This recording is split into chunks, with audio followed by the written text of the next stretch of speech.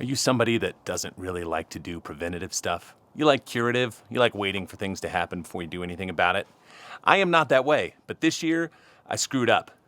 This right here would have saved my bacon. Let me show you.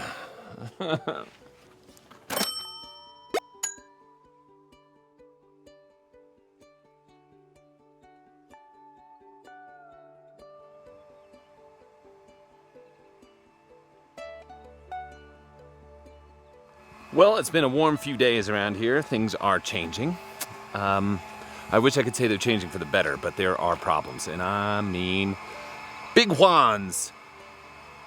Let's take a look at the damage that's gone on over the winter. Yep, my friends, that is snow mold. Terrible, terrible snow mold.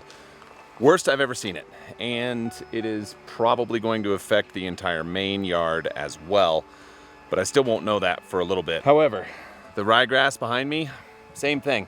Same freaking thing going on back there.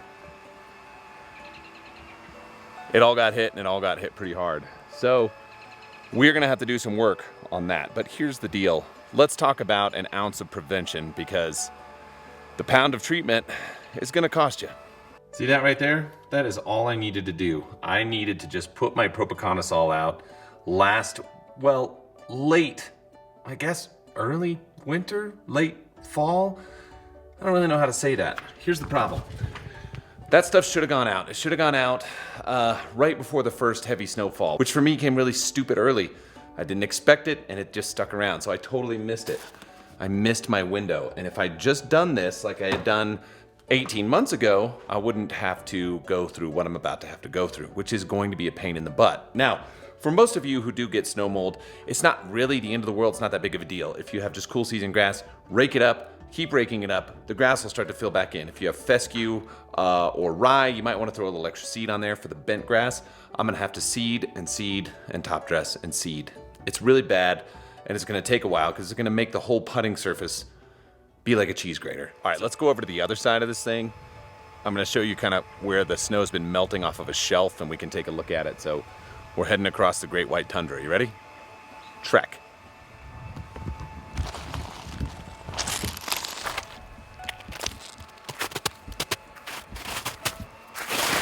Oh no!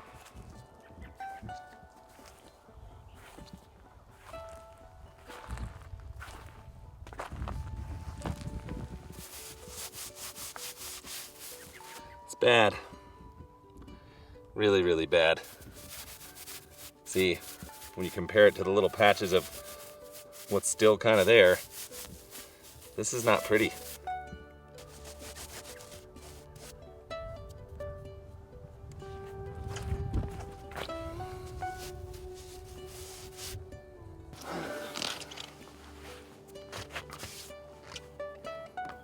Okay, let's talk options.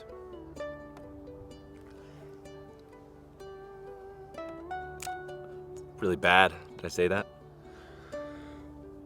Okay, so what I'm gonna do is I'm going to get 50 pounds of turf mend bent with the same seed that I have in here, this T1 or V8 or something like that to reseed this essentially.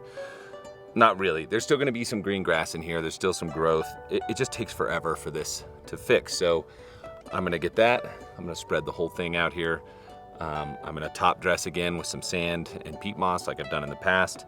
And then I'll start watering it and hope for the best. Now, I think if the snow continues to melt like it is, which it won't, it's supposed to kind of cool back down again for a little bit, but it'll keep melting.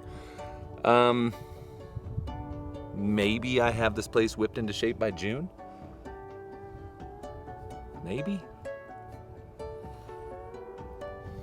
Hopefully the upper yard isn't near as bad, but it's gonna be bad. I at least know that I can, with bluegrass, it'll recover quite a bit quicker. I can rake that, I can get my Sunjoe out, I can clean that whole thing up, and that'll be just fine. But this is not great. So, fungicide at the end of the season. If you're going to get snow, if you get snowpack over the course of the year, put it out. Usually around Thanksgiving would be normal. This year I would have had to done it around October 15th. And this all would be green in this area that I'm sitting instead of looking like a big pile of dog butt. What are you gonna do?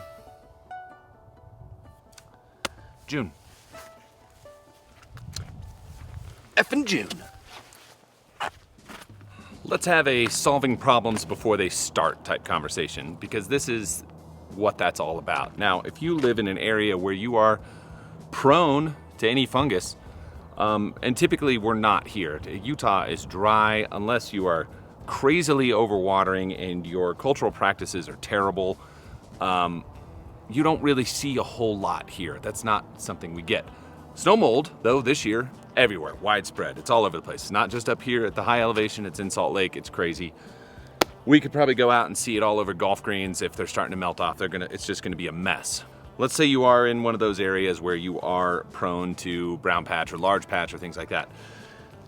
The fungicides that are out there on the market, there are preventative and there are curative, and there are different rates for those, and there are different products that are good for both of those, and there are stacking of fungicides and things like that.